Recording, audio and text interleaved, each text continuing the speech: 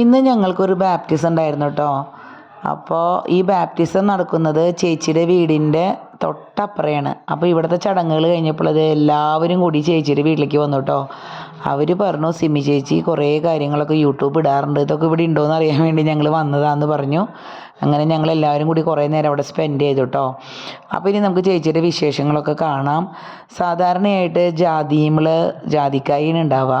ഞാൻ ചെന്ന് നോക്കുമ്പോൾ കണ്ട കാഴ്ച ചേച്ചിയുടെ ജാതിമതേ നിറയെ കുമ്പളങ്ങി ഉണ്ടായി കിടക്കുകയാണ്. 1 2 3 സ്റ്റാർട്ട്. ഓയ്യോ പിടിക്ക്.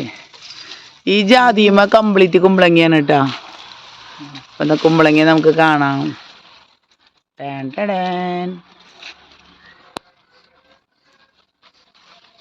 നല്ല ഷേപ്പ് ഉണ്ട് കേട്ടോ, ഭംഗിയുള്ള ഒരു കുമ്പളങ്ങ കാണാനായിട്ട്. കേട്ടോ ശരിക്കും പിടിക്കും, മറ്റോണം പിടിക്കും. ഓക്കെ, സൂപ്പർ സുരാ. പിന്നെ പുള്ളിക്കാരി ഇതേ അബിയു തിന്നിട്ട് അതിൻ്റെ കുരു കുഴിച്ചിട്ടിട്ട് 2 തൈ മുളച്ച് വെച്ചേക്കണത് തന്നെ കാണിച്ചു തന്നു കേട്ടോ.